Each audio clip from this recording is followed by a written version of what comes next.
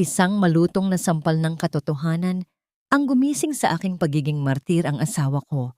Kasama ang kanyang kabit ay pinagtatawanan ang aking pagiging pulubi sa gitna ng isang luntiang pangarap na binuo ko para sa amin.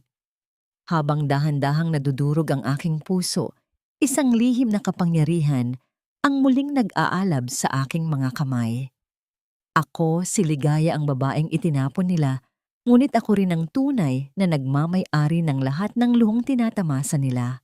Panahon na para bawiin ang koronang matagal kong hinayaang hiramin nila. Sino kaya ang huling luluha sa pag-ibig na puno ng kasinungalingan? Isang pirasong papel lang ang kailangan natin, Mateo. Pagkatapos niyang pirmahan ang transfer of shares na yan, pwede mo na siyang itapon pabalik sa probinsya kung saan mo siya pinulot.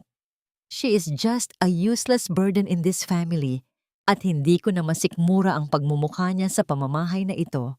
Ang tinig ni Doña Carmen ay tila isang matalim na balisong na humihiwa sa katahimikan ng pasilyo. Sa labas ng nakapinid na pinto ng marangyang silid-aklatan, nakatayo si Ligaya habang tanga ng isang tray. Doon ay nakapatong ang isang mangkok ng mainit na sinigang, ang paboritong ulam ni Mateo na 3 oras niyang masusing inihanda. Ang bango ng sampalok na nagmumula sa umuusok na sabaw ay dating simbolo ng kanyang pagmamahal, ngunit sa sandaling iyon ang bango ay naging amoy ng pagkabulok ng lahat ng kanyang mga pangarap. Huwag kang mag-alala, Mama. Bukas na bukas din ay papapirmahan ko na sa kanya ang mga dokumento. She trusts me blindly. Akala niya ay para sa future ng magiging anak namin. Ang pinapirmahan ko sa kanya, she has no idea na binibigay na niya sa atin ang lahat ng natitirang kontrol niya sa kumpanya. Soon, Isabel can finally take her place here. I'm also tired of acting like a loving husband to a woman who smells like garlic and dishwashing liquid every single day. Ang bawat salitang binitawan ni Mateo, ang lalaking pinagkakatiwalaan niya ng kanyang buhay at ng buong kayamanan ng kanyang yumaong ama, ay tila mga pako na ibinabaon sa kanyang puso. Nanigas ang buong katawan ni Ligaya. Ang kanyang mga binti ay tila naging luntian at mabigat na kawayan na hindi na kayang humakbang. Naramdaman niya ang init ng sabaw na tumatagos sa kanyang mga daliring namumula at nanginginig, mga daliring ilang taon niyang ipinambalot ng pagmamahal para sa pamilyang ito, ngunit ngayon ay itinuturing na marumi at walang halaga. Dahan-dahang nawalan ng lakas ang kanyang mga bisig. Ang porselanang mangkok ay bumitaw sa kanyang pagkakahawak at bumagsak sa matigas na sahig. Ang tunog ng pagkabasag nito ay tila naging hudyat ng pagtatapos ng kanyang 3 taong pagiging bulag. Ang mainit na sabaw ay humalsik sa kanyang mga paa, ngunit hindi niya naramdaman ang hapdi ng paso sa balat. Mas matindi ang hapdi ng katotohanang lumalamon sa kanyang kaluluwa. Ang mga piraso ng porselana ay nagkalat sa kanyang paanan, kumikinang sa ilalim ng ilaw ng chandelier na tila ba mga kristal ng kanyang mga luhang hindi pa mabitawan. Sa loob ng silid biglang tumahimik ang mag-ina. Narinig ni Ligaya ang mabibigat na hakbang ni Mateo patungo sa pinto. Gusto niyang tumakbo. Gusto niyang magtago sa dilim. Ngunit ang kanyang mga paa ay tila nakabaon na sa lupang kinatatayuan niya. Nang bumukas ang pinto, tumambad sa kanya ang mukha ng asawang minahal niya ng higit sa sarili. Walang bahid ng pag-aalala sa mga mata ni Mateo, kundi purong gulat na mabilis na napalitan ng pandidiri nang makita ang nagkalat na pagkain sa sahig. Ano ba naman yan, Ligaya? Napakatanga mo talaga, kahit kailan. Hindi mo na nga magawang ayusin ang sarili mo. Pati ba naman ang pagdadala ng pagkain ay hindi mo kaya? Look at this mess. Pinatunayan mo lang talaga na wala kang ibang alam gawin, kundi ang maging pabigat sa bahay na ito. Nanatiling nakayuko si Ligaya. Ang kanyang mga mata ay nakatuon sa isang piraso ng porselana, kung saan nakadikit ang isang piraso ng hiniwang sampalok, isang sangkap na nagbibigay ng asim, ngunit kailanman ay hindi naging kasing pait ng mga salitang naririnig niya ngayon. Gusto niyang sumigaw, gusto niyang sabihing ang kumpanyang ipinagmamalaki nila ay binuo mula sa dugo at pawis ng kanyang ama na ang perang ginamit nila para iligtas ang kumpanyang ito sa pagkalugi 3 taon na ang nakalilipas ay mula sa kanyang sariling bulsa. Ngunit walang salitang lumabas sa kanyang tuyong lalamunan. Sa halip dahan-dahan siyang lumuhod sa gitna ng mga basag na porselana upang pulutin ang mga ito. Isang matalim na bahagi ang humiwa sa kanyang palad at ang dugong pumatak mula rito ay humalo sa sabaw ng sinigang sa sahig. Sa gitna ng kanyang pananahimik, isang tanong, ang paulit-ulit na umaalingaw-ngaw sa kanyang isipan, isang katanungang tila isinusulat ng kanyang sariling dugo sa bawat piraso ng pagkawasak na kanyang hinahawakan.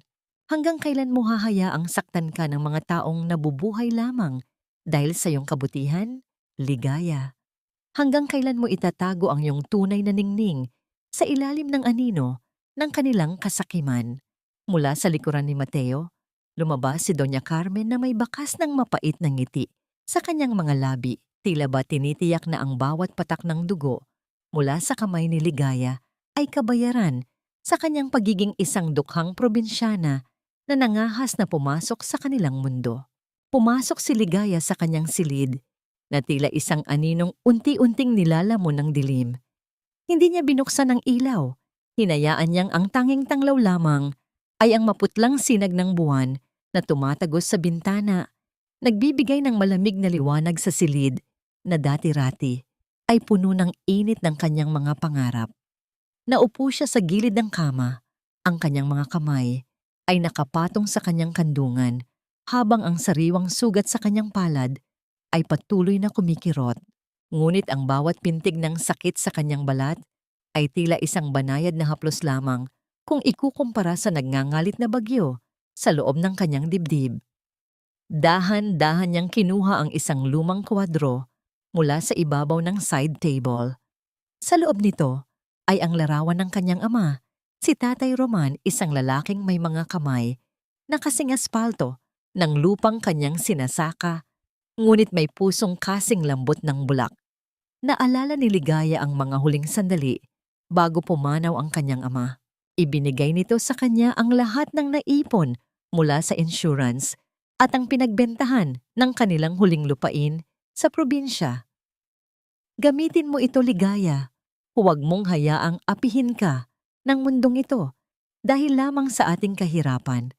Ang mga huling salitang iyon ay tila mga bulong na humahaplos sa kanyang gunita. Tatay, patawad.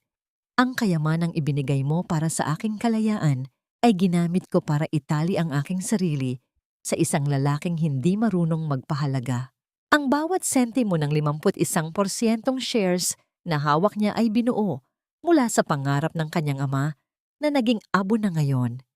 Inakala ni Ligaya na ang pagtulong kay Mateo na isalba ang kanilang kumpanya ay magsisilbing pundasyon ng kanilang masayang pagsasama.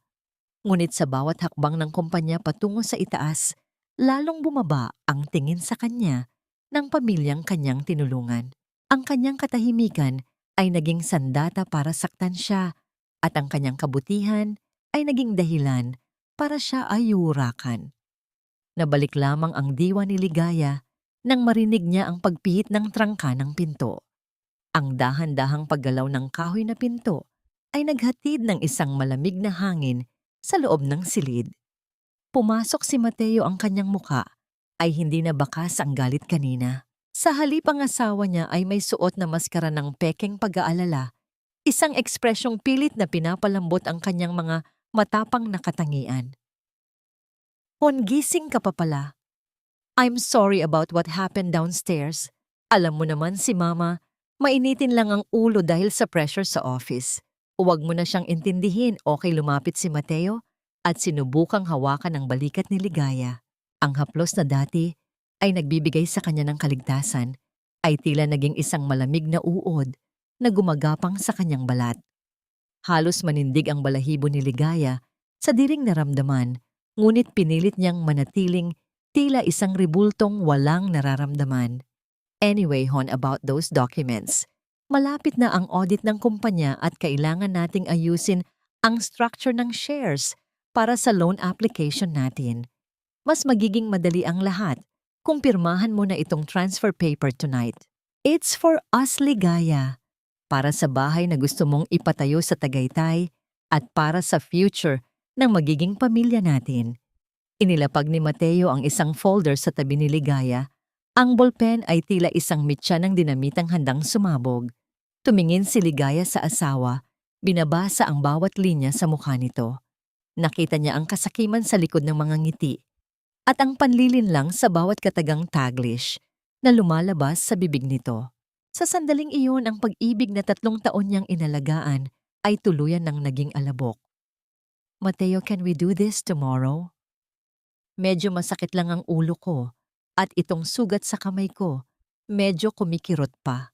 Ang boses ni Ligaya ay mahina, tila isang hanging naglalayag sa gitna ng kadiliman, ngunit may kalakip itong tibay na hindi pa nararamdaman ni Mateo kailanman. Bumakas ang inis. Sa mga mata ni Mateo, isang mabilis na kidlat ng galit na agad din niyang itinago. Sige, rest well then. But tomorrow morning, kailangan tapos na ito ha. Don't make things difficult for me, Ligaya.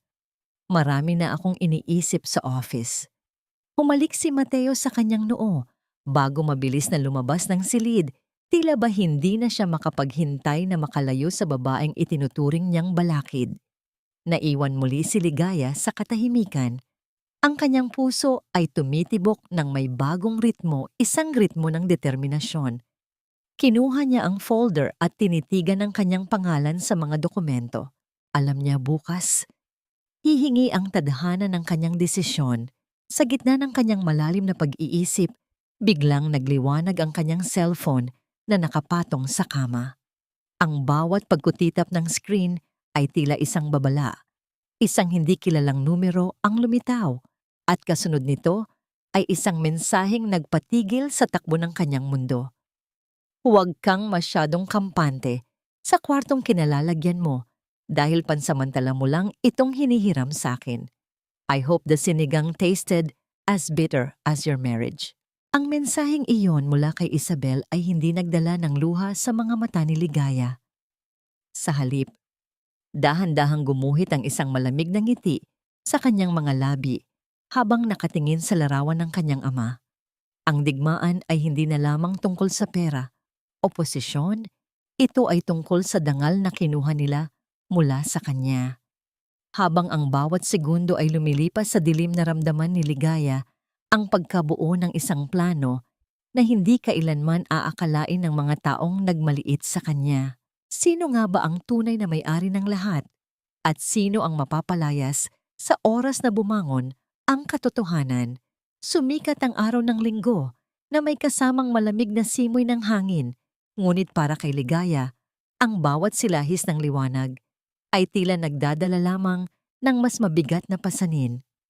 Maaga siyang gumising upang ihanda ang mga kasuotan ni na Mateo at Doña Carmen para sa lingguhang pagsamba. Ipinlansya niya ang mamahaling barong ng asawa at ang eleganteng lace na belo ng kanyang bilyas na biyenan.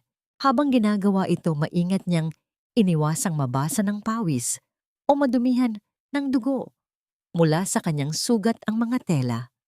Ang bawat haplos niya sa plansa ay tila pag-aayos din ng mga nagkalat na piraso ng kanyang sarili na pilit niyang pinagdirikit para sa darating na bagyo. Nang bumaba si Doña Carmen mula sa kanyang silid, halos magningning ito sa suot na gintong kwintas at mamahaling terno. Tumingin ito kay Ligaya mula ulo hanggang paa na may kasamang pamilyar na pangmaliit na ngiti sa labi. Pinagmasdan nito ang simpleng bestido ni Ligaya na kupas na ang kulay. Ligaya, huwag kang sasabay sa amin sa paglakad mamaya sa simbahan. Sumunod ka na lang sa likod namin habang dala ang aking bag at payong. Baka isipin ng mga deboto doon na pinapabayaan namin ang mga katulong sa bahay kung makikita kanilang katabi namin. At pakiayos nga nitong belo ko, mukhang tabingi ang pagkakalagay mo. Lumapit si Ligaya ng walang kibot. Ang kanyang kamay na may balot na puting gasa ay dahan-dahang gumalaw para ayusin ang mamahaling lace na belo sa ulo ng biyenan. Sa kabila ng masasakit na salitang kabubukas pa lamang sa kanyang pandinig, ginawa niya ito ng may buong pag-iingat at paggalang. Ito ang turo ng kanyang yumaong ama na ang kabutihan ay hindi ibinibigay dahil sa kabutihan ng iba, kundi dahil sa sariling dangal ng nagbibigay. Sandaling natitigan ni Ligaya ang mga mata ng biyenan sa salamin. Walang anuman doon, kundi ang malamig na kahungkagan ng isang taong nabubuhay sa panlabas na anyo. Pagdating sa simbahan, tila nagbago ang ihip ng hangin. Ang bawat tunog ng kampana ay umalingaw-ngaw sa buong paligid, nag-aanyaya sa mga deboto na pumasok sa banal na tahanan. Si Doña Carmen ay agad na nagsuot ng maskara ng isang banal na ginang. Ngumiti ito sa bawat kakilala, bumati ng may kasamang malalambing na yakap at malakas na nagkwento tungkol sa kanyang malaking donasyon para sa pagpapatayo ng bagong altar ng simbahan. Ang kanyang boses na puno ng pagpapanggap ay umalingaw-ngaw sa gitna ng bulong ng mga tao, tila isang magandang tugtog na may kasamang lason sa bawat nota. Doon sa dulo, sa pinakahuling hilera ng mga upuan, malapit sa pintuan, pinili ni Ligaya na maupo. Ito ang lugar na nakalaan sa kanya sa tuwing sasama siya sa pagsamba, ang lugar ng isang anino. Mula sa kanyang kinalalagyan, pinagmasdan niya si Mateo na nakaupo sa tabi ng kanyang ina sa unahan. Mukha silang perpektong pamilya ng mga Pransiskanong deboto, mararangal at walang dungis.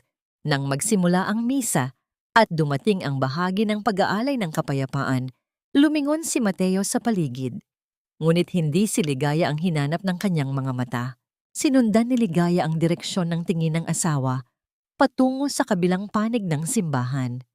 Doon nakatayo si Isabel, suot ang isang pulang bestido, nakapansin-pansin sa gitna ng karamihan. Nagtagpo ang mga mata ni na Mateo at Isabel.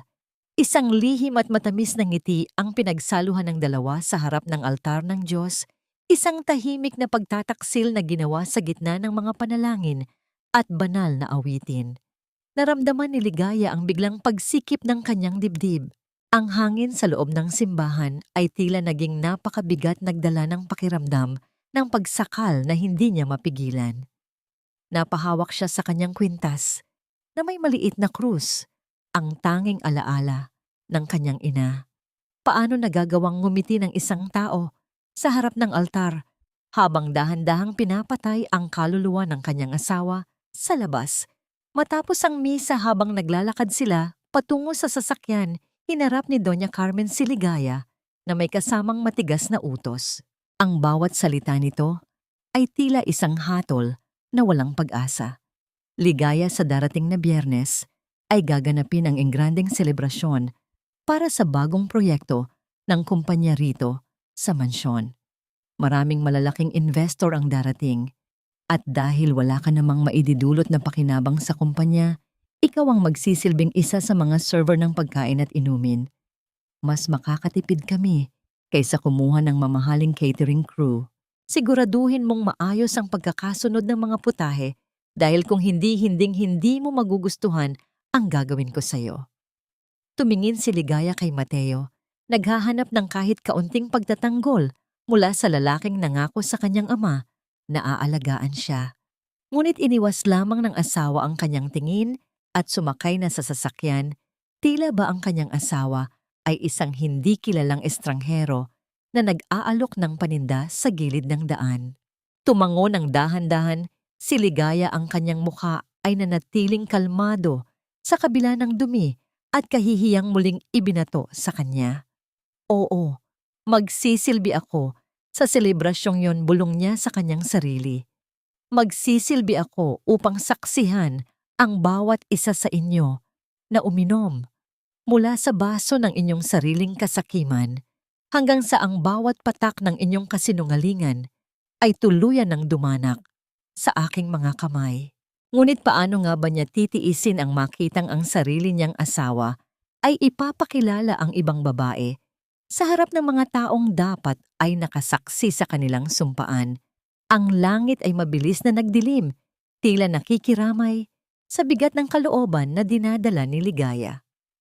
Hindi nagtagal ang malalaking butil ng ulan ay nagsimulang bumagsak sa semento ng lungsod, lumilikha ng isang malabong hamog na bumabalot sa bawat gusali at kalsada. Naglalakad si Ligaya sa gilid ng kalsada, pilit na pinoprotektahan ang isang luma at kupas na envelope sa ilalim ng kanyang suot na manipis na jacket. Ito ang huling pag-asa niya, ang mga dokumento ng kanyang ama at ang address ng lumang opisina ni Attorney Gonzales. Ngunit sa gitna ng bawat paghampas ng hangin at tubig, tila ba maging ang tadhana ay pilit siyang inililigaw.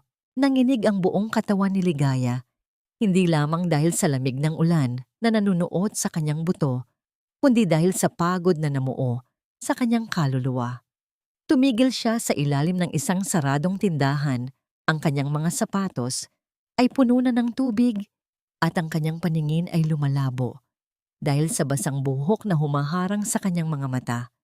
Sa sandaling iyon, naramdaman niya ang matinding pangungulila sa kanyang ama. Tatay, bakit tila ang hirap hanapin ng katarungan?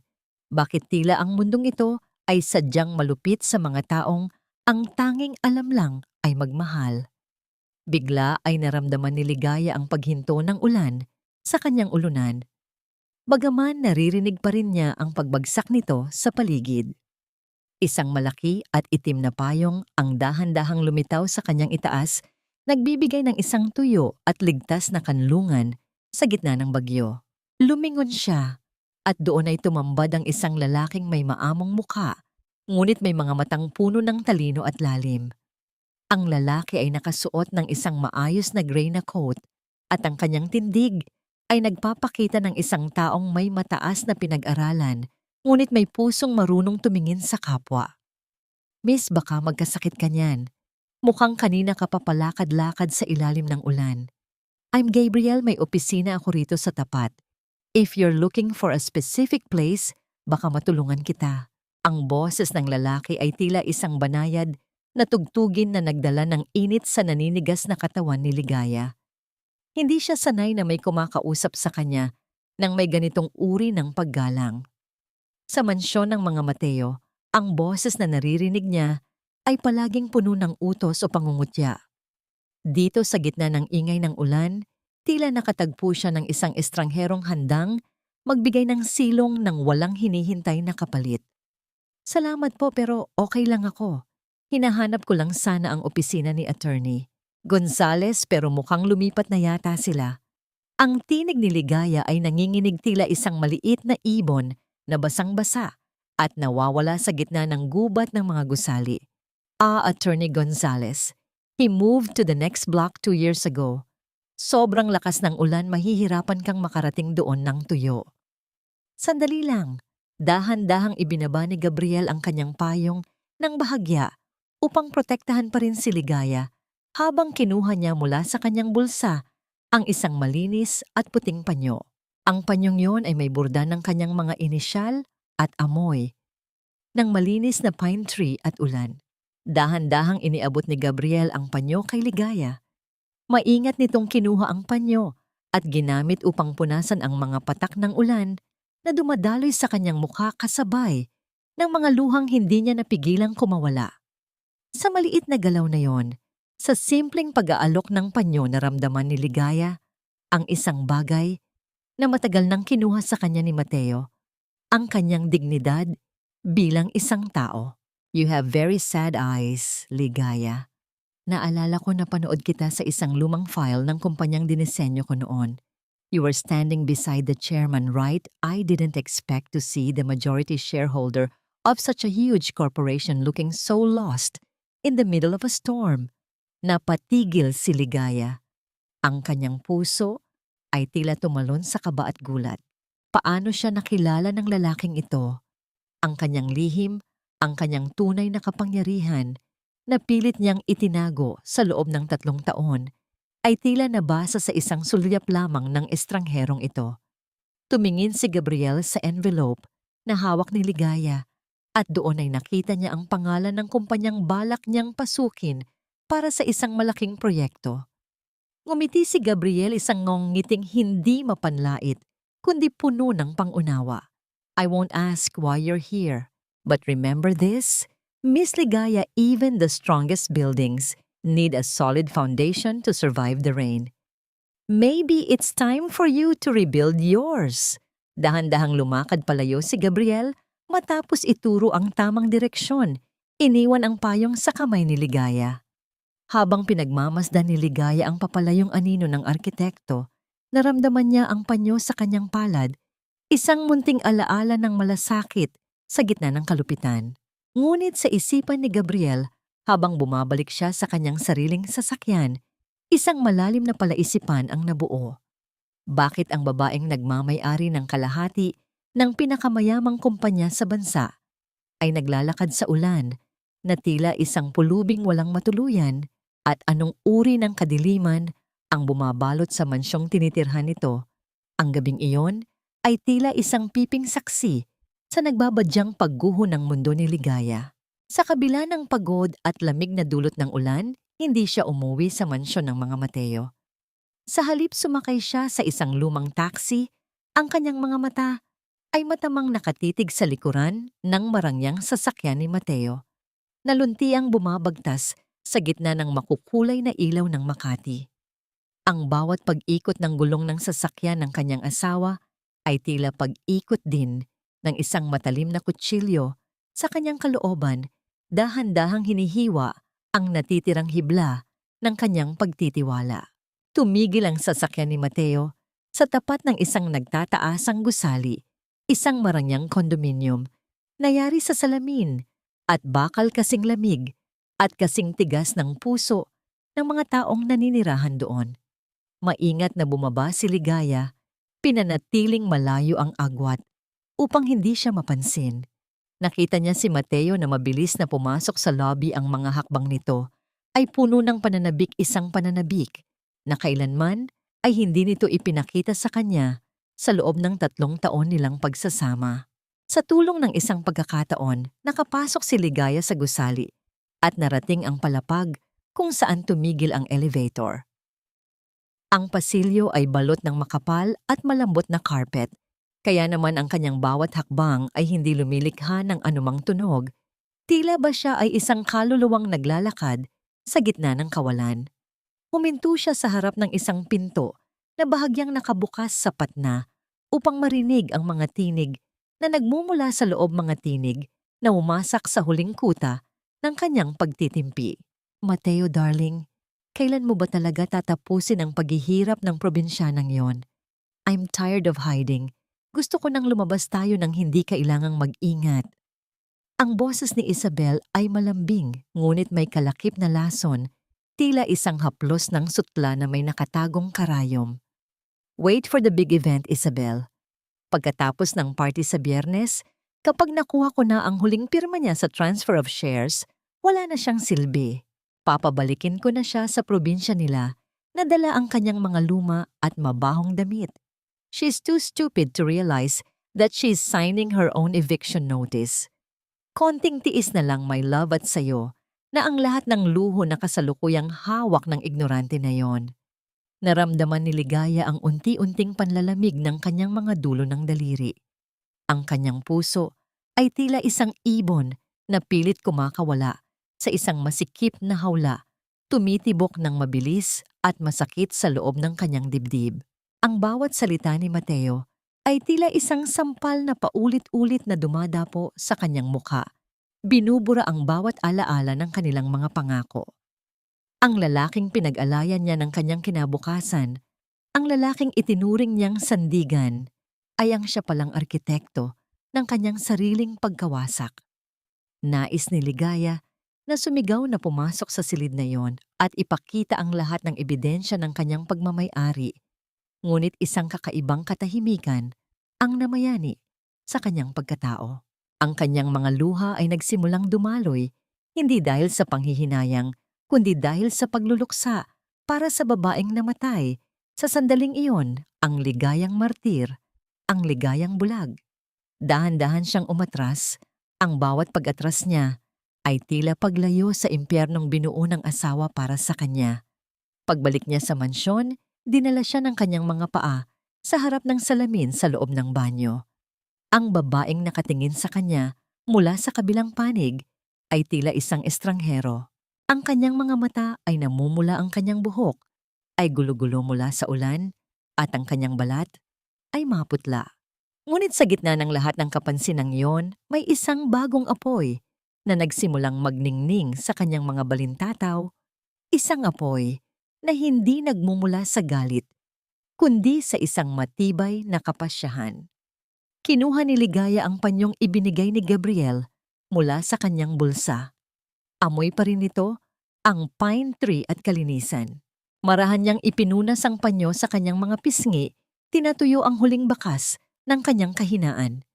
Kinuha niya ang kanyang cellphone at mabilis na tinipa ang numero ni Attorney Gonzales, ang tanging taong nakakaalam ng tunay na halaga ng kanyang pangalan sa mga papeles ng kumpanya. Attorney, it's me, Ligaya. I'm ready to take back what is mine. Lahat ng ito, sisimulan natin sa Biyernes. Ang boses niya ay hindi na nanginginig. Ito ay naging kasing tigas ng diamante na hinubog ng matinding pressure at init. Pagkatapos ng tawag muli, siyang tumingin sa salamin. Isang mapait, ngunit matapang na ngiti ang dahan-dahang gumuhit sa kanyang mga labi. Tapos na ang pagiging martir ko, Mateo. Kung akala nyo ay madali ninyong makukuha ang pinaghihirapan ng aking ama, nagkakamali kayo. Hahayaan ko kayong uminom sa tasa ng inyong tagumpay hanggang sa matuklasan ninyo na ang bawat patak nito ay puno ng lason ng aking paghihiganti. Ngunit sa gitna ng kanyang bagong lakas, isang maliit na bahagi ng kanyang puso ang nagtatanong. Sa oras na makuha na niya ang katarungang matagal na niyang hinhintay, may matitira pa kaya sa dating Ligaya na marunong magmahal ng totoo o tuluyan na siyang magiging kasing lamig ng mga taong nagtangka sa kanyang dangal. Nagsimula ang umaga sa mansyon ng mga Mateo. Sa karaniwang paraan, ang boses ni Doña Carmen na umaalingaw-ngaw sa bawat sulok puno ng utos at pangmamaliit. Nakaluhod si Ligaya sa sahig ng malawak na salas, dahan-dahang pinupunasan ang mamahaling tiles na tila ba ang bawat kuskus niya ay isang paraan ng paghingi ng tawad sa kanyang pag-iral. Sa paningin ng kanyang biyenan, siya pa rin ang ligayang walang kibo, ang ligayang martir, na handang tanggapin ang bawat dura ng pang-aalipusta nang hindi lumalaban. Ngunit sa likod ng kanyang nakayukong ulo ang kanyang mga mata ay hindi na puno ng luha, kundi ng isang mapanganib na talino. Opo, Mama, pasensya na po, lalakasan ko pa ang pagkakuskos para kuminang ang sahig bago dumating ang mga bisita niyo mamaya. Ang tinig ni Ligaya ay mahina at nanginginig, isang perpektong maskara na kanyang binuo upang patulugin ang hinala ng mga taong nagnakaw ng kanyang dangal. Pinanood siya ni Doña Carmen na may kasamang tawa ng tagumpay bago ito umalis upang makipagkita sa kanyang mga kaibigang kasing sama rin ng kanyang ugali.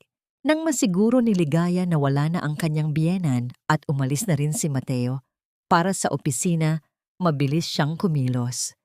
Ang kanyang mga hakbang ay magaan at mabilis patungo sa silid-aklatan ni Mateo. Sa loob ng silid na amoy mamahaling tabako at lumang papel, naramdaman ni Ligaya ang biglang pagsikip ng kanyang dibdib. Dito sa silid na ito, dinesenyo ang kanyang pagkawasak. Gamit ang isang maliit na flash drive na binili niya ng palihim, dahan-dahan niyang binuksan ang computer ni Mateo. Ang bawat paggalaw ng mga files sa screen ay tila isang pintig ng kanyang puso na puno ng kaba. Natagpuan niya ang mga folder na may pamagat na hindi pamilyar sa mga opisyal na audit ng kumpanya. Doon nakita niya ang mga transaksyon sa mga pekeng supplier, ang mga dokumento ng rutrut na kontrata at ang mga pirma ni Doña Carmen na nagpapatunay ng malawakang tamo. Ang kanyang kamay ay nanginginig habang sinisimulan ang pagcopy ng mga file. Ang bawat segundo ng paghihintay sa paglipat ng mga dokumento ay tila isang taon sa kanyang pakiramdam. Ang tunay na mukha ng kumpanyang dinaluyan ng dugo ng kanyang ama ay narito puno ng bulok at dumi. Matapos ang kanyang misyon sa loob ng mansyon, lumabas si Ligaya sa ilalim ng dahilan nabibili ng mga kagamitan para sa party. Sa isang maliit at tahimik na karinderya sa gilid ng isang abalang kalsada, naghihintay si Gabriel. Ang arkitekto ay nakasuot lamang ng simpleng puting t-shirt, ngunit ang kanyang dating ay tila isang tanglaw sa gitna ng magulong lungsod. Nang makita niya si Ligaya, agad siyang tumayo at iniayos ang upuan para sa babae. "You look exhausted, Ligaya. Kumain ka muna. Masarap ang luto rito, parang luto sa probinsya." Inabot ni Gabriel sa kanya ang isang platito ng mainit na turon. Ang tamis ng saging at langka ay tila nagbigay ng panandaliang lunas sa pait na nararamdaman ni Ligaya. Sa simpleng hapag na yon, sa gitna ng usok ng mga sasakyan at ingay ng mga taong nagmamadali, naramdaman ni Ligaya ang isang kakaibang kapayapaan. "Nakuha ko na ang mga files, Gabriel. Hindi ko akalain na ganito kalala ang ginawa nila sa kumpanya ni tatay. Ginamit nila ang pangalan ko para sa mga ilegal na transaksyon." Ang boses ni Ligaya ay puno ng pait, ngunit ang kanyang kamay ay hindi na nanginginig nang hawakan niya ang baso ng tubig. Dahan-dahang ipinatong ni Gabriel ang kanyang kamay sa ibabaw ng kamay ni Ligaya. Ang init ng palad nito ay tila isang baluti na nagbibigay sa kanya ng lakas upang magpatuloy. "Don't worry, partner. We will make them pay for every single centavo they stole from you, and more importantly, for every tear they made you shed. I'm here and I'm not going anywhere." Isang matamis at tapat na ngiti ang sumilay sa mga labi ni Ligaya, isang ngingiti na hindi para sa pagpapanggap, kundi para sa pag-asang unti-unting nabubuhay sa kanyang puso. Ang pagkakalapat ng kanilang mga kamay, bagaman sandali lamang, ay nag-iwan ng isang bakas ng kilig na matagal nang hindi nararanasan ng kanyang pagkatao. Sa sandaling iyon, hindi niya nakita si Gabriel bilang isang katulong sa paghihiganti, kundi bilang isang kaibigang nakakakita sa tunay na siya. Ngunit ang panandaliang ligaya ay naputol nang bumalik si Ligaya sa mansyon. Pagpasok niya sa pintuan, nakita niya si Mateo na nakatayo sa gitna ng salas, hawak ang kanyang shopping bag na naiwan niya sa sofa kanina. Ang mukha ng asawa ay madilim, ang mga mata nito ay puno ng hinala, na tila isang hayop na naghahanap ng biktima. "Saan ka ba talaga galing, Ligaya? At kaninong panyo itong nakita ko sa bulsa ng jacket mo na naiwan mo rito? This is not mine, and this definitely doesn't smell like cheap perfume from the market. Sino ang kinikita mo sa likod ko?"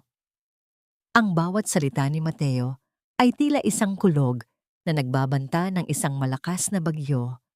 Nanigas si Ligaya sa kanyang kinatatayuan, habang ang kanyang isipan ay mabilis na naghahanap ng paraan upang protektahan ang kanyang mga plano. Paano niya maipapaliwanag ang panyo ni Gabriel nang hindi ibinibigay ang huling alas na hawak niya laban sa kanila? Ang pagpasok ni Isabel sa mansyon ay tila isang paglusob ng isang dayuhang hukbo na may dalang bandila ng tagumpay. Nakasuot siya ng isang manipis na sutlang bestido na kulay ginto, na tila ba sinasadya niyang silawin ang sino mang tumingin sa kanya. Ang bawat hakbang ng kanyang sapatos sa makinis na sahig ay naglalabas ng isang matigas at ritmo na tunog. Tila ba idinidiin niya ang kanyang bawat yapak sa puso ng pamamahay na yon. Sa kabilang banda, si Ligaya ay nanatiling nakatayo sa isang sulok tangan, ang panyo ni Gabriel sa loob ng kanyang bulsa, na tila ba ito ang kanyang huling sandata ng katinoan. "Isabel, hiha, napakaganda mo talaga. Mabuti at nakadalaw ka bago ang ating malaking selebrasyon." Ang tinig ni Doña Carmen ay puno ng tamis, isang klase ng pag-ibig na kailanman ay hindi ipinatikim kay Ligaya. Niyakap ng matanda ang dalaga nang may kasamang halakhak na puno ng katusuhan, habang ang kanyang mga mata ay pasulyap na tumingin kay Ligaya upang tiyakin na nakikita nito ang lahat. Ngumiti si Isabel, isang ngangiting kasing talim ng labaha. "Thank you, tita. I just wanted to make sure everything is perfect. Alam mo naman, ayaw ni Mateo ng kahit anong pagkakamali. lalo na kung galing sa mga taong hindi marunong sumunod sa level natin. Lumingon si Doña Carmen kay Ligaya. Ang kanyang mukha ay biglang nagbago, naging kasing lamig ng semento. Ligaya, huwag kang tumayo lang dyan na parang tuod. Pagod si Isabel sa biyahe. Kumuha ka ng maligamgam na tubig at planggana. Hugasan mo ang mga paa niya. Ipakita mo naman na may silbi ka rito bilang asawa ng may-ari ng kumpanya, kahit man lang sa paglilinis ng dumi ng ibang tao. Naramdaman ni Ligaya ang biglang pag-akyat ng dugo sa kanyang mga pisngi. Ang utos na yon ay hindi lamang isang trabaho. Ito ay isang lantarang paglapastangan sa kanyang pagkatao sa harap ng babaeng nagnakaw ng kanyang asawa.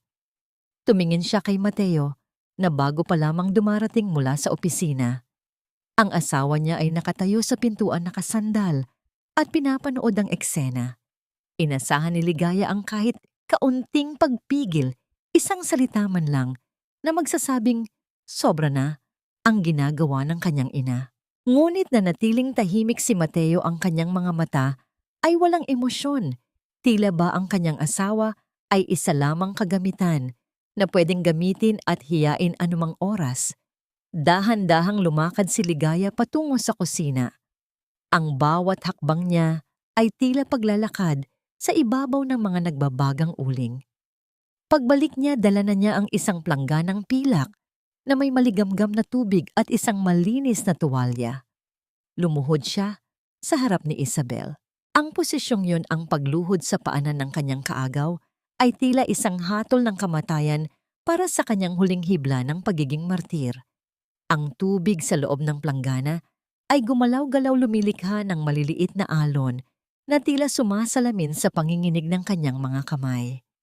Naramdaman ni Ligaya ang balat ni Isabel, malamig at puno ng pagmamataas.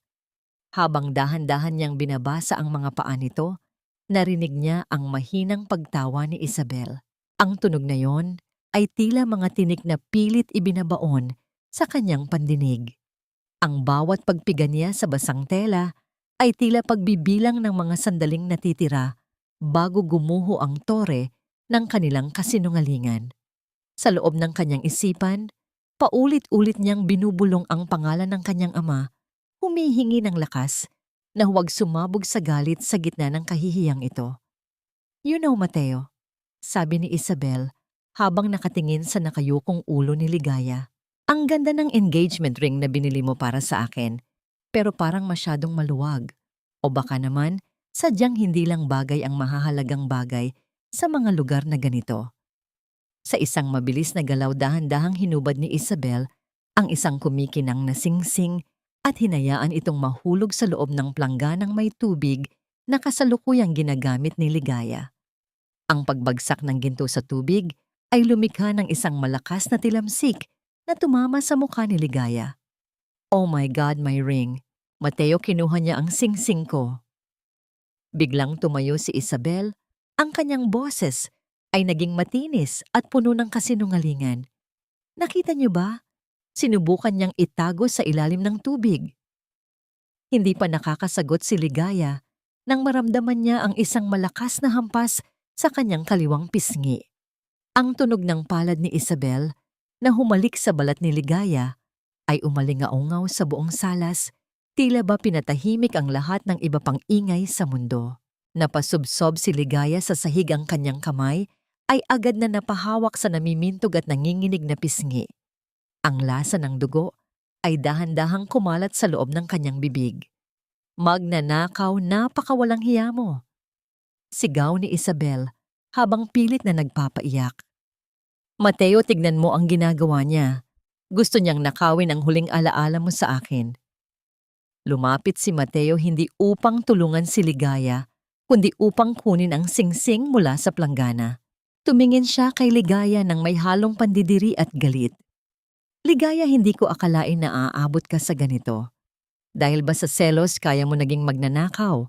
Give me one reason why I shouldn't throw you out of this house right now." Dahan-dahang tumayo si Ligaya. Ang kanyang buhok ay gulo-gulo, ang kanyang pisngi ay kulay ube na, at ang kanyang mga mata ay puno ng isang uri ng katahimikan na mas nakakatakot kaysa sa anumang sigaw. Hindi siya umiyak. Ang mga luha niya ay tila natuyo na ng matinding init ng pagkamuhi. Tiningnan niya ang bawat isa sa kanila, si Isabel, na may mapaglarong ngiti sa likod ng kanyang mga kamay, si Doña Carmen, na tila nanonood ng isang paboritong palabas, at si Mateo ang lalaking minsan niyang itinuring na mundo. Hindi ko kailangang magnakaw ng isang bagay na kailanman ay hindi magkakaroon ng tunay na halaga. Ang boses ni Ligaya ay malamig, walang emosyon, at tila nagmumula sa kailaliman ng isang madilim na kuweba. Itago mo ang singsing na yan, Isabel, dahil balang araw ang singsing na yan ang magsisilbing tanikala na hihila sa inyong lahat, pababa sa putik kung saan niyo ako gustong ilagay. Lumingon siya at dahan-dahang naglakad paakyat ng hagdan. Bawat hakbang ay puno ng bigat ng 1,000 hapdi. Ngunit sa kanyang isipan isang katanungan ang patuloy na nagliliyab. Hanggang kailan sila magsasaya sa kanilang mga kasinungalingan bago nila matuklasan na ang babaeng tinitingnan nilang biktima ay ang siya palang humahawak sa mga tali ng kanilang kapalaran. Ang malamig na simoy ng hangin sa parke ay tila humahaplos sa namamagang pisngi ni Ligaya. Ngunit ang bawat dampi nito ay nagpapaalala lamang sa kanya ng hapdi ng sampal na tinanggap niya kanina. Nakaupo siya sa isang liblib na bench malayo sa mga ingay ng lungsod at lalong malayo sa mapanghusgang mga mata sa loob ng mansyon. Ang kanyang mga balikat ay dahan-dahang gumagalaw sa bawat paghinga niya ng mabigat. Tila ba ang bawat hininga ay isang pagtatangkang ilabas ang lahat ng pait na namuo sa kanyang dibdib. Ang kadiliman ng gabi ay nagsilbing kumot na pansamantalang nagtago sa kanyang mga luha na walang tigil sa pagdaloy, tila mga kristal na nawalan ng ningning sa gitna ng kawalan. Hindi niya namalayan ang paglapit ng isang anino hanggang sa naramdaman niya ang isang pamilyar na bango ng pine tree at ulan. Isang kamay ang dahan-dahang nag-abot ng isang ice pack na nakabalot sa malinis na tela. Inangat ni Ligaya ang kanyang paningin at doon ay nakita niya si Gabriel.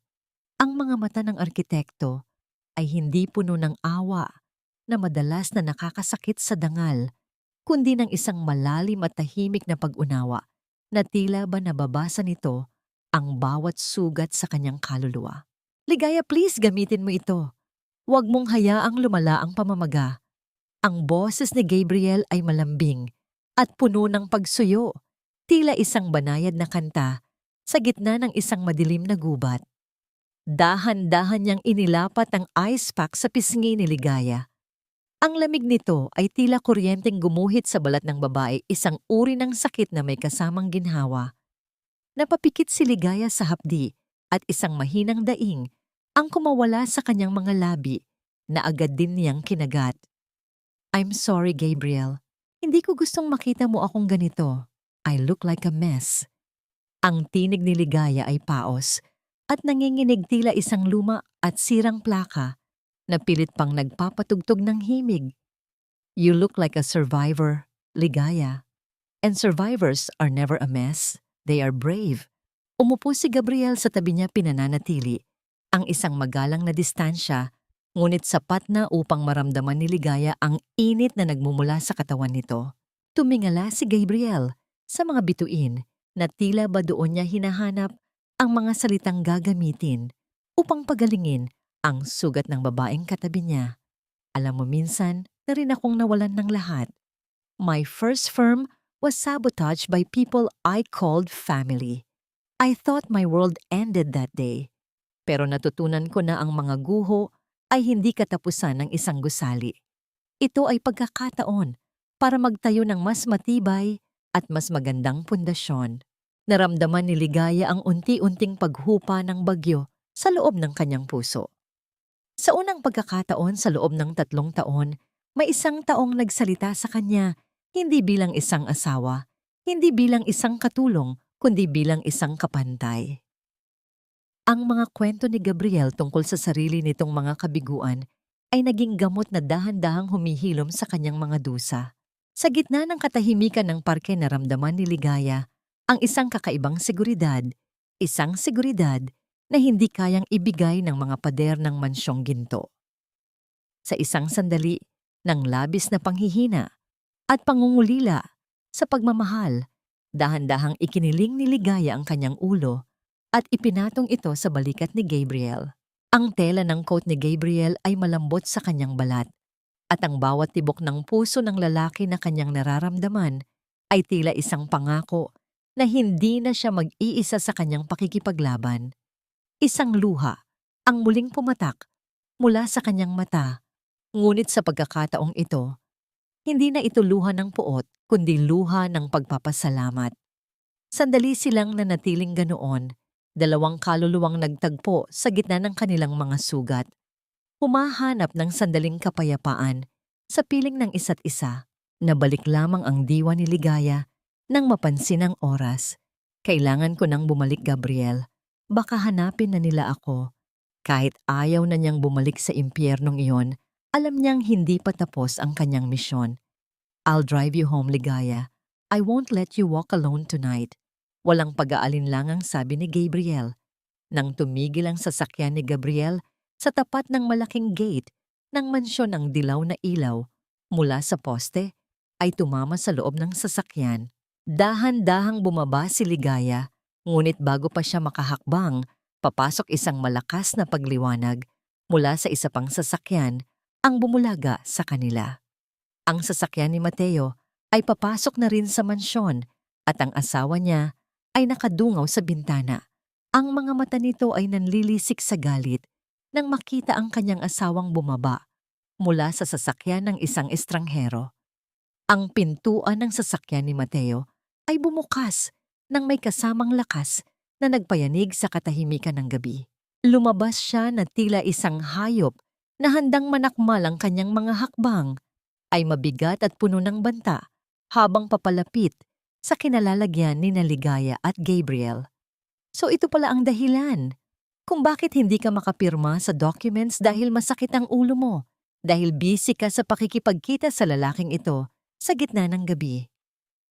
Ang boses ni Mateo ay tila isang kulog na nagbabadya ng isang trahedya.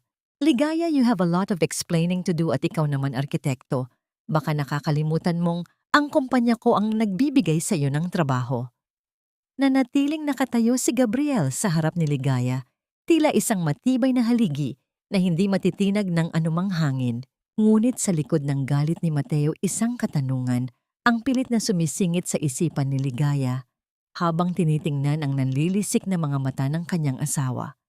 Ito na ba ang huling gabi na ituturing siyang asawa? O ito na ang simula ng kanyang tuluyang paglaya mula sa tanikala ng kanilang kasinungalingan? Ang matalim na liwanag mula sa headlights ng sasakyan ni Mateo ay tila mga nanlilisik na mata na pilit binubulag ang katinuan ni Ligaya.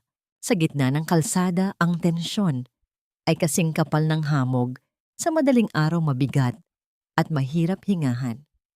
Lumapit si Mateo nang may mabibigat na hakbang. Ang kanyang mukha ay balot ng puot na tila isang hurnong naglalabas ng matinding init.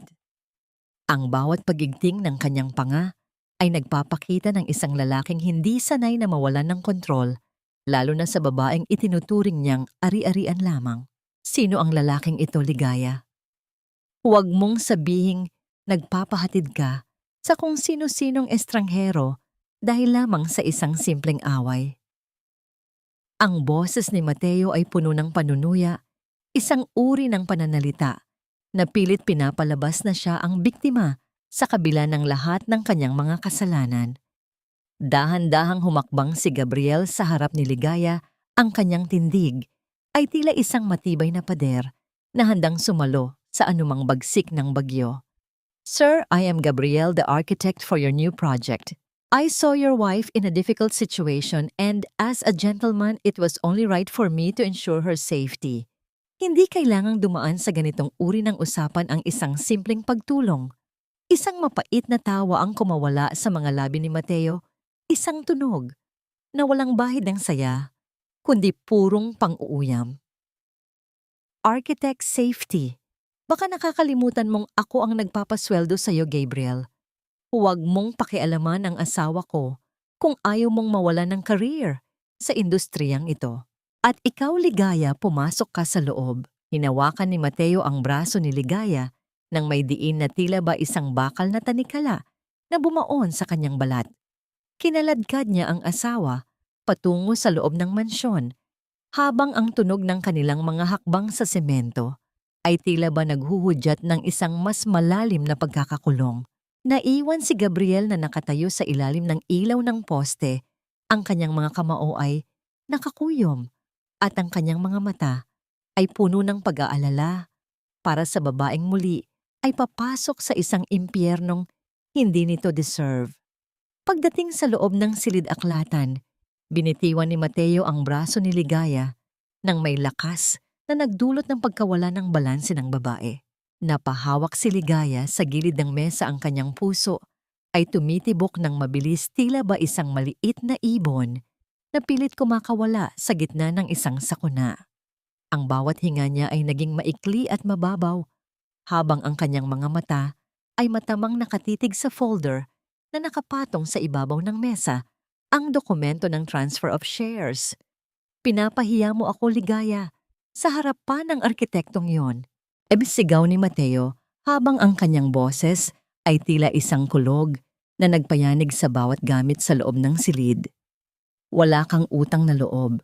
Binigyan kita ng pangalan, binigyan kita ng tirahan, at ganito ang isusukli mo sa akin. Nakikipagkita ka sa ibang lalaki. Binigyan mo ako ng pangalan, Mateo, pero kinuha mo ang aking kaluluwa. Ang tinig ni Ligaya ay mahina, ngunit may kalakip na talim na tila isang hiwa ng papel, banayad ngunit malalim. Huwag mong pag-usapan ang katapatan sa harap ko dahil alam nating dalawa kung sino ang tunay na nagtataksil sa ating sumpaan. Isang sandaling katahimikan, ang namayani kasing lamig ng yelo na bumabalot sa buong silid. Ang mga mata ni Mateo ay nanliit sa galit at sa isang mabilis na galaw, kinuha niya ang bolpen at idiniin ito sa kamay ni Ligaya. Ang dulo ng bolpen ay bumaon ng bahagya sa palad ni Ligaya, sapat na upang maramdaman niya ang matinding pressure. Pirmanan mo ito ngayon din, Ligaya, kung ayaw mong malaman ni Mama ang tungkol sa arkitektong yon at kung ayaw mong palayasin kita rito nang walang dala kahit isang pirasong damit. This is your last chance. Be a good wife and sign the papers or else you will regret ever leaving your province. Tumingin si Ligaya sa mga dokumento. Alam niya na ito na ang sandali.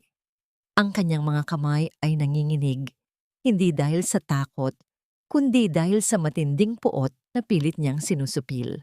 Ang bawat titik ng kanyang pangalan na isusulat niya ay tila isang sumpa na ibabalik niya sa lalaking ito.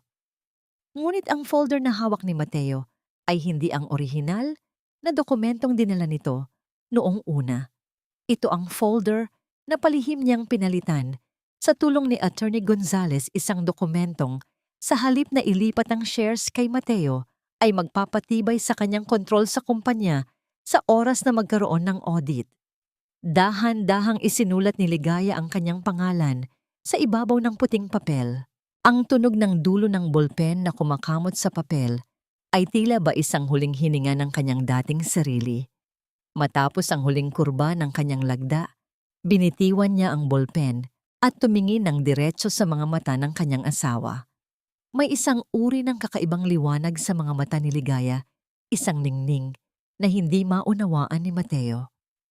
Ayan na, Mateo, nakuha mo na ang gusto mo, sabi ni Ligaya, habang ang bawat salita niya ay tila isang hatol na wala nang balikan. Sana ay maging sapat iyan para sa lahat ng mga bagay na sinakripisyo mo para lamang sa kapangyarihan. Kinuha ni Mateo ang folder nang may kislap ng tagumpay sa kanyang mga mata, tila ba hawak na niya ang buong mundo sa kanyang mga kamay.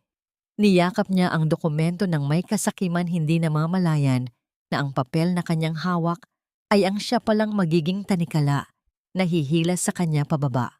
Lumabas siya ng silid ng may kasamang malakas na pagpihit ng trangka. Iniwan si Ligaya sa gitna ng katahimikan. Naiwang mag-isa si Ligaya, ang kanyang mga kamay ay nakakuyom hanggang sa mamuti ang kanyang mga kuko. Isang luha ang dahan-dahang gumulong sa kanyang pisngi Ngunit agad din niyang pinunasan ito gamit ang panyo ni Gabriel. Habang ang bawat segundo ay lumilipas, isang tanong ang patuloy na bumabagabag sa kanyang puso. Sa pagitan ng paghihiganti at paglaya sapat, kaya ang katarungan para mapunuan ang puwang ng isang wasak na pag-ibig o tuluyan na siyang magiging biktima ng kanyang sariling laro. Ang katahimikan sa loob ng mansyon ng mga Mateo ay tila isang manipis na balat ng prutas na anumang sandali ay handa ng pumutok. Sa loob ng opisina, ang sikat ng araw ay tumatama sa mga nagkalat na papeles sa ibabaw ng mesa ni Mateo, ngunit sa halip na maghatid ng liwanag, tila lalo lamang nitong idiniin ang anino ng pagkabigo sa kanyang mukha. Ang bawat paghinga ni Mateo ay mabigat, tila may nakadagang malaking bato sa kanyang dibdib habang binabasa ang ulat mula sa bangko at sa insurance company. Ang lahat ng mga proyektong kanyang ipinagmamalaki ay biglang tumigil, tila isang makinaryang nawalan ng kuryente sa gitna ng operasyon. Hindi ito maaari. Bakit na-freeze ang mga accounts at bakit sinuspendi ang insurance coverage sa lahat ng sites natin? Ang boses ni Mateo ay nanginginig sa galit at takot, isang tunog na tila ba isang pagsumamo sa kawalan. Hindi niya maunawaan kung paano nangyari na ang mga dokumentong dinala niya sa bangko ay nagkaroon ng mga butas na nag-trigger ng isang legal audit. Ang kumpanyang akala niya ay nasa ilalim na ng kanyang ganap na kontrol ay biglang naging mailap. Tila isang buhangin na unti-unting kumakawala sa kanyang mga palad. Mabilis na pumasok si Doña Carmen sa silid. Ang kanyang mga mata ay nanlilisik sa hinala at pangamba. Ang bawat paghampas ng kanyang takong sa sahig ay nagpapakita ng kanyang lumalalang nerbiyos. Mateo, anong ibig sabihin nito? Balitang-balita. Nasa industriya na may problema tayo sa liquidity. We need a solution now. We cannot afford to lose the contractors. Mama, kailangan natin ng bagong investor. Isang malaking pangalan na magbabalik ng tiwala ng publiko sa atin. Sagot ni Mateo habang pinupunasan ang pawis sa kanyang noo. And Gabriel is our best shot. If he invests during your birthday party on Friday, lahat ng hinala laban sa atin ay mawawala. Sa kabilang bahagi ng mansyon, sa loob ng maliit at madilim na silid ni Ligaya, ang atmosfera ay kabaligtaran ng gulo sa labas. Nakaupo si Ligaya sa sahig sa tabi ng kanyang lumang maleta. Dahan-dahan niyang kinuha ang isang balot ng telang seda mula sa pinakailalim ng kanyang mga gamit. Nang buksan niya ito, tumambad ang isang napakagandang bestido na kulay asul na tila ba hininga ng karagatan, isang huling regalo ng kanyang ama bago ito pumanaw. Ang bawat tahi ng bestidong iyon ay tila may kalakip na pag-ibig at proteksyon. Maingat na hinawakan ni Ligaya ang tela. Ang lambot nito ay tila haplos ng kanyang ama sa kanyang mga pisngi. Sa loob ng 3 taon, itinago niya ang bestidong ito sa likod ng kanyang mga luma at kupas na damit. Tila ba ayaw niyang madungisan ang alaala ng kanyang ama sa loob ng bahay na puno ng puot. Ngunit ngayon, naramdaman niya na ang bestidong ito ay hindi na lamang isang kasuotan. Ito ay ang kanyang baluti para sa darating na digmaan. Ang bawat hibla nito ay nagpapaalala sa kanya na siya ay anak ng isang haring nagsakripisyo at hindi siya isang alipin sa pamamahay na ito. Isang matamis at payapang ngiti ang gumuhit sa mga labi ni Ligaya. Sa gitna ng kanyang pananahimik, naramdaman niya ang isang kakaibang lakas na dumadaloy sa kanyang mga ugat. Handa na ang lahat. Ang bawat pirasong inilagay niya sa mesa ay nagsisimula nang gumalaw-iyo sa kanyang plano. Ang kaguluhang nararanasan ni Mateo at Doña Carmen ay ang unang yugto lamang ng kanilang sariling pagkawasak. Isang pagkawasak na sila mismo ang nagtanim. Nabalik lamang ang diwa ni Ligaya nang bumukas ang pinto ng kanyang silid nang walang pasabi. Pumasok si Isabel, ang mukha nito ay puno ng pagmamataas at tila ba ang bawat galaw niya ay isang paraan ng pananakop. Tiningnan niya si Ligaya mula ulo Hanggang paa isang sulyap na puno ng pandidiri sa simpleng silid na kinalalagyan ng asawa ni Mateo. Ngunit nang makita niya ang asul na bestido na hawak ni Ligaya, panandali ang dumaan ng selos sa kanyang mga mata bago ito napalitan ng isang mapanuring ngisi. Look at you preparing for a party that you are not even invited to as a guest, sabi ni Isabel habang dahan-dahang lumalapit ang bawat hakbang niya ay tila isang paghamon. Huway ka ng mag-ilusyon, Ligaya. Pagkatapos ng selebrasyong ito, hindi mo na kailangang isuot ang kahit anong magandang damit rito dahil wala ka nang babalikan. But before that, I have a gift for you. Isang regalong hinding-hindi mo kayang higitan. Lumapit si Isabel. Sa tenga ni Ligaya ang kanyang boses ay naging isang bulong na kasing pait ng lason. Mateo is going to announce our engagement on Friday night. At alam mo ba kung bakit hindi ka na niya pipigilan? Because I am carrying his child, Ligaya. Buntis ako, at ang sanggol na ito ang magiging tagapagmana ng lahat ng inaakala mong sayo. What can a barren provincial girl like you do against a mother and her child? Naramdaman ni Ligaya ang biglang paghinto ng takbo ng kanyang mundo. Ang balitang yon ay tila isang malakas na hampas sa kanyang puso na nag-iwan ng isang matinding kirot. Hindi niya inaasahan ang ganitong klase ng pasabog sa gitna ng kanyang paghahanda. Napatingin siya sa asul na bestidong hawak niya at sa isang sandali, ang kanyang paningin ay lumabo dahil sa luhang pilit niyang pinipigilan. Ang bawat pangarap niya tungkol sa isang pamilya ay tila naging isang malupit na biro sa harap ng kasinungalingan o katotohanang ibinato sa kanya ni Isabel. Ngunit sa kabila ng sakit, isang katanungan ang mabilis na gumuhit sa isipan ni Ligaya. Habang tinititigan ang mapanuring mukha ni Isabel, ang sanggol ba na ito ay isang tunay na biyaya o isa lamang itong huling desperate na hakbang upang tuluyan siyang malunod sa putik ng kanilang kasamaan? At paano niya magagawang harapin ang gabi ng selebrasyon kung ang bawat hakbang niya ay kailangang dumaan sa ibabaw ng pagkawasak ng kanyang huling pag-asa bilang isang babae? Ang mansyon ng mga Mateo ay nababalot ng isang nagniningning na liwanag na tila ba nakikipagpaligsahan sa mga bituin sa langit.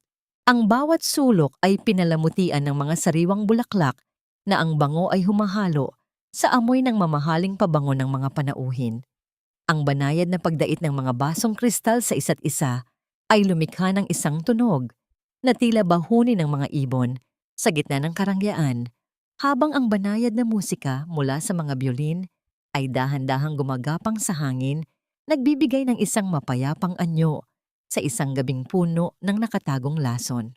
Sa gitna ng lahat ng marangyang ito, si Ligaya ay naglalakad nang may mabibigat na hakbang. Suot ang uniforme ng isang server, isang puting apron sa ibabaw ng kanyang simpleng itim na bestido. Ang kanyang mga kamay ay matatag na humahawak sa isang mabigat na tray ng mga inumin, ngunit sa loob ng kanyang dibdib, ang bawat tibok ng kanyang puso ay tila isang babala ng isang darating na lindol. Ang bawat sulyap ng mga panauhin na tila ba siya ay isang bahagi lamang ng muebles ay hindi na nagdudulot ng sakit sa kanya. Ang kanyang kaluluwa ay naging kasing tigas na ng batong pundasyon ng kumpanyang kanyang pag-aari. Tumayo si Doña Carmen sa gitna ng malawak na hagdanan, ang kanyang gintong terno ay kumikinang sa ilalim ng dambuhalang chandelier. Itinaas niya ang kanyang kamay upang hingi ng atensyon ng lahat, at ang ingay ng mga usapan ay dahan-dahang humupa, tila isang alon na umatras mula sa dalampasigan. My dear friends and partners, tonight is not just about our company's success. It's about family legacy and honor. Ang boses ni Doña Carmen ay puno ng kapangyarihan at pagmamataas. Gusto ko ring linawin ang isang bagay na matagal nang naging usap-usapan. My son Mateo deserves a partner who can stand beside him in this world of excellence. Someone with class vision and, most importantly, someone who can give him the future he deserves.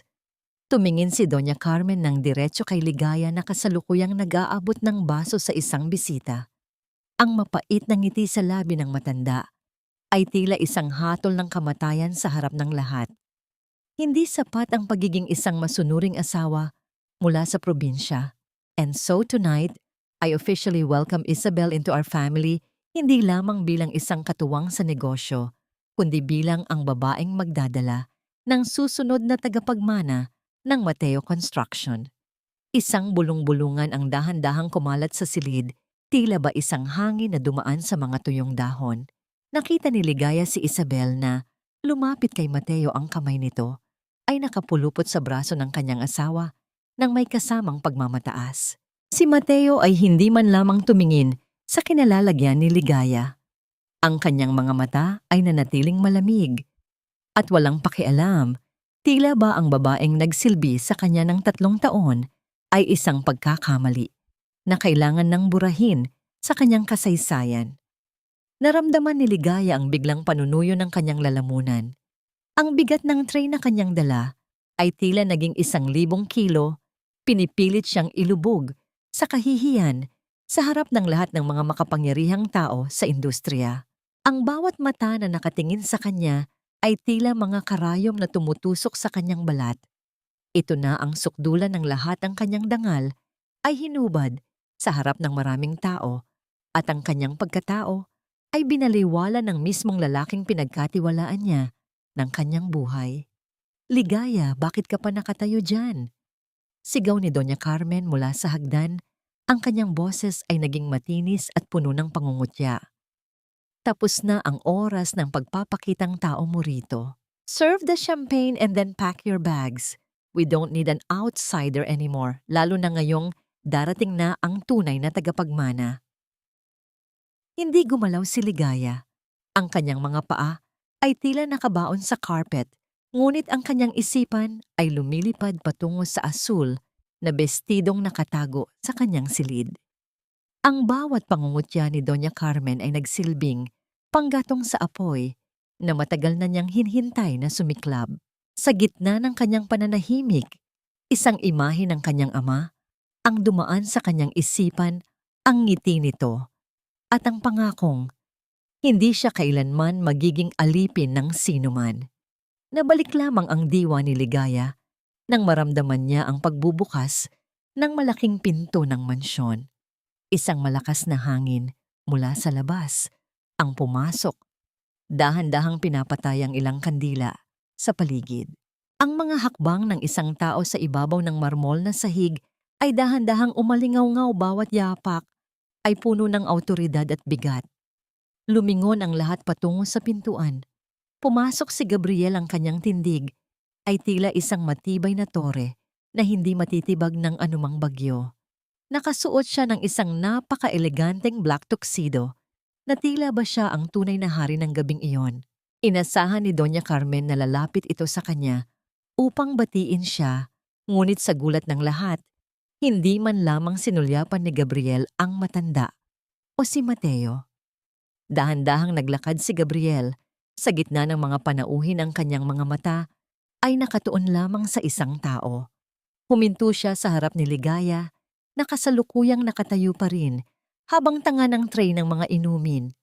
Ang kanyang mga mata ay puno ng isang uri ng paggalang at pagsuyo na nagpatahimik sa buong silid. Inabot ni Gabriel ang kanyang kamay at dahan-dahang kinuha ang tray mula sa pagkakahawak ni Ligaya. Ipinatong niya ito sa malapit na mesa nang hindi inaalis ang kanyang tingin sa mga mata ng babae. Sa gitna ng dambuhalang katahimikan, ang boses ni Gabriel ay umalingaw-ngaw, kasing linaw ng kristal at kasing tapang ng isang leon. You don't belong here, Ligaya. Not as a server. Ang boses ni Gabriel ay banayad, ngunit sapat na upang marinig ng lahat.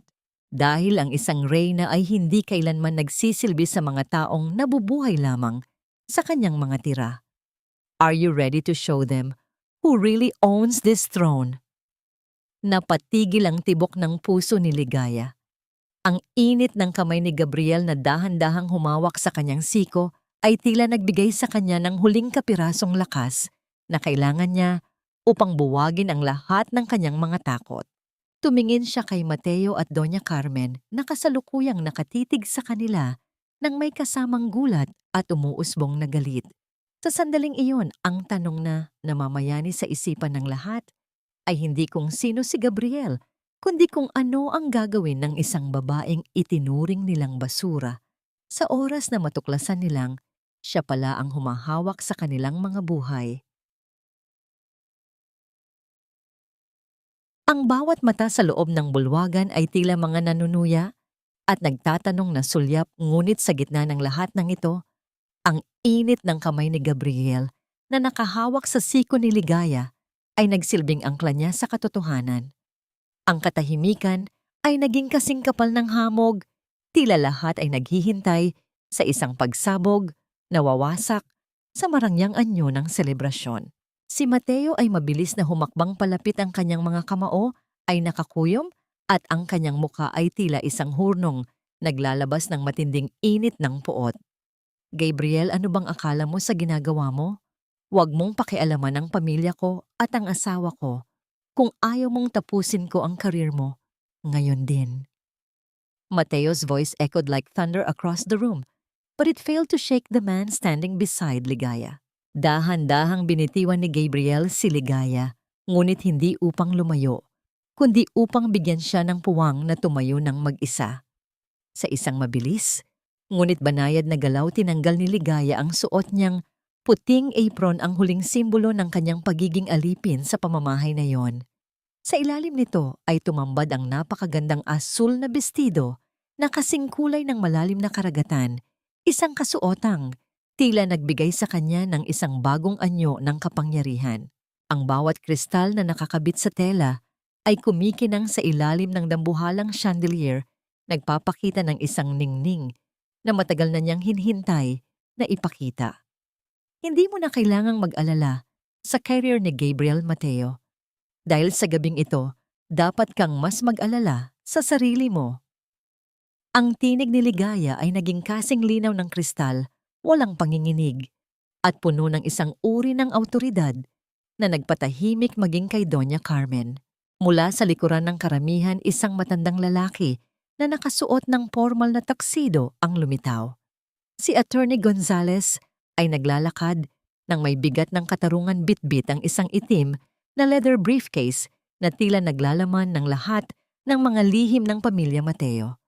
Ang bawat pagtapak ng kanyang sapatos sa marmol na sahig ay nagpapaalala sa lahat ng naroroon na ang batas ay hindi natutulog, lalo na para sa mga taong ang pundasyon ay binuo mula sa pagnanakaw. I am attorney Arturo Gonzales, the legal counsel of the late Roman Santillan Ligaya's father. Simula ng abogado, habang inilalabas ang mga dokumentong may gintong selyo. Nandito ako upang formal na ilatag ang katotohanan. Ang kumpanyang Mateo Construction ay hindi kailanman naging pag-aari ng pamilyang ito ng buo. 3 taon na ang nakalilipas ang pondo para isalba ang kumpanyang ito mula sa pagkalugi ay nagmula sa insurance at mga lupain ni Roman Santillan sa ilalim ng kasunduan na si Ligaya Santillan Mateo ang magmamay-ari ng 51% ng kabuuang shares. Isang bulong-bulungan ang dahan-dahang kumalat sa silid, tila ba isang hangin na dumaan sa mga tuyong dahon. Ang mga mukha ng mga panauhin ay napalitan ng gulat at panunuya patungo sa pamilya Mateo. Si Doña Carmen ay tila nawalan ng kulay, ang kanyang mapuputlang labi ay nanginginig habang pilit na humahawak sa gabay ng hagdan. That's impossible. Pinirmahan na ni Ligaya ang transfer papers kagabi. Sigaw ni Mateo habang mabilis na kinukuha ang folder mula sa kanyang bulsa at ibinibigay ito sa abogado. Look at this. She gave everything to me voluntarily. Sinuri ni Attorney Gonzales ang dokumento nang may mapait na ngiti. Mr. Mateo, ang pinirmahan ni Ligaya ay hindi transfer of shares. Ito ay isang formal na hiling para sa isang forensic audit at ang agarang pagbawi sa lahat ng proxy voting rights na ipinahiram niya sa iyo sa loob ng 3 taon. Ang dokumentong ito ang nagpapatunay na ikaw ay wala ng anumang kapangyarihan sa kumpanyang ito epektibo ngayong gabi. Naramdaman ni Ligaya ang unti-unting pagpapakawala ng bigat sa kanyang dibdib. Ang bawat sulyap niya kay Mateo ay puno na lamang ng panghihinayang sa halip na puot. Nakita niya ang pagguho ng mundo sa mga mata ng kanyang asawa. Isang pagguho na mas masakit pa kaysa sa anumang pisikal na sugat. Sa pagkakataong ito, si Mateo ang nagmukhang maliit. Sa gitna ng malaking bulwagan, sa kabilang bahagi ng silid, dalawang lalaki na nakasuot ng barong at may dalang mga tsapa ang lumapit kay Doña Carmen. Ang bawat hakbang nila ay tila pagbibilang ng mga kasalanan ng matanda. Doña Carmen Mateo, mayroon kaming warrant of arrest para sa'yo dahil sa kasong estafa at malawakang paglustay ng pondo ng kumpanya batay sa mga ebidensyang isinumite ni Mrs. Ligaya Mateo. Maaari po kayong sumama ng mahinahon. Ang sigaw ng protesta ni Doña Carmen ay tila isang huni ng isang natatalong hayop, ngunit walang sino man sa mga panauhin ang kumilos upang tulungan siya. Ang lahat ay nakatingin lamang sa babaeng asul, ang babaeng itinuring nilang alipin, ngunit siya palang nagmamay-ari ng kanilang kinatatayuan. Dahan-dahang lumapit si Ligaya kay Mateo. Ang distansya sa pagitan nila ay tila naging isang dambuhalang bangin na hindi na kailanman malalagpasan. Gusto mong malaman kung bakit hindi ako lumaban noon, Mateo? Dahil naniwala ako na ang pag-ibig ay sapat na para baguhin ka. Pero mali ako. Ang pag-ibig ay hindi kailanman sapat para sa mga taong ang tanging Diyos ay kapangyarihan. Ngayong gabi, hindi lang kumpanya ang binabawi ko. Binabawi ko rin ang aking sarili. Iniwan ni Ligaya si Mateo na nakatayo sa gitna ng mga guho ng kanyang mga pangarap. Lumakad siya patungo kay Gabriel at ang arkitekto ay nag-alay ng isang tapat at mapayapang ngiti. Sa gitna ng gulo at ingay ng mga pulis, ang dalawa ay nagpalitan ng isang sulyap na puno ng pangako ng isang bagong simula. Ngunit habang papalabas si Ligaya ng mansyon, narinig niya ang huling pagsusumamo ni Mateo na nanginginig sa hangin. Ligaya, please, paano ang anak namin ni Isabel? Huwag mo kaming gawin itong sa amin. Napatigil si Ligaya ngunit hindi siya lumingon. Ang kanyang puso ay tumibok ng may bagong ritmo, isang ritmo ng katarungan na walang bahid ng pag-aalinlangan. Ngunit sa likod ng kanyang tagumpay, isang katanungan ang dahan-dahang gumuhit sa kanyang isipan. Sapat na nga ba ang pagbawi sa lahat ng yaman para mapunuan ang puwang ng isang wasak na tahanan, o ang tunay na katarungan ay magsisimula lamang sa oras na tuluyan na niyang matutunang patawarin ang sarili niya sa pagmamahal sa maling tao? Ang mansyon na dati ay puno ng yabang at ningning ay tila naging isang malaking libingan ng mga alaala sa loob lamang ng ilang sandali. Ang dambuhalang chandelier sa gitna ng bulwagan ay nanatiling maliwanag, ngunit ang bawat kristal nito ay tila nagpapakita na lamang ng mga anino ng pagkawasak. Ang mga panauhin ay mabilis na nagalisan, iniwan ang mga baso ng champagne na may bawas pa at ang mga platitong puno ng mamahaling pagkain na ngayon ay tila ba naging mga basura sa gitna ng isang sakuna. Ang bawat pagtapak ni Ligaya sa carpet ay tila paglalakad sa ibabaw ng mga guho ng isang imperyong binuo sa kasinungalingan. Sa gitna ng malawak na salas, si Mateo ay dahan-dahang bumagsak sa kanyang mga tuhod. Ang kanyang marangyang tuxedo ay gusot na at ang kanyang buhok na dati ay maayos na nakagel ay gulo-gulo na ngayon. Ang bawat hikbi niya ay tila isang huling pagsusumamo ng isang taong nawalan ng lahat ng kanyang kinatatayuan. Ang kanyang mga kamay ay nanginginig habang pilit na inaabot ang laylayan ng asul na bestido ni Ligaya, isang kilos na puno ng kawalan ng pag-asa at kahihiyan. Ligaya, please. I'm sorry. I was blinded by the pressure, by the ambition. Pero mahal kita, hon.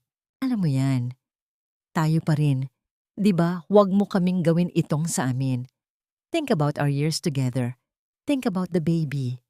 Ang boses ni Mateo ay pausbasag at tila nagmumula sa kailaliman ng isang madilim na hukay. Isang malamig na hangin ang umihip mula sa nakabukas na pinto, dahan-dahang pinapatay ang init sa loob ng silid. Tumingin si Ligaya sa asawa nang may halong matinding lungkot na wala ng bahid ng puot. Ang bawat patak ng luha ni Mateo ay tila ba hindi na nakakarating sa puso ni Ligaya dahil ang puso niya ay matagal nang naging abo bago pa man dumating ang gabing ito. Dahan-dahan niyang hinawi ang kamay ni Mateo mula sa kanyang damit 1 kilos na tila pagputol sa huling hibla ng kanilang pagsasama. Hindi ang ambisyon ang bumulag sa iyo, Mateo. Ang sarili mong kasakiman. Ang pag-ibig na sinasabi mo ay isang lason na dahan-dahang pumatay sa akin sa loob ng 3 taon. Ang boses ni Ligaya ay matatag kasing lamig ng marmol na sahig na kanilang kinatatayuan. Nabalik lamang ang kanilang diwa nang lumitaw si Isabel mula sa itaas ng hagdanan, bit-bit ang isang maliit na bag.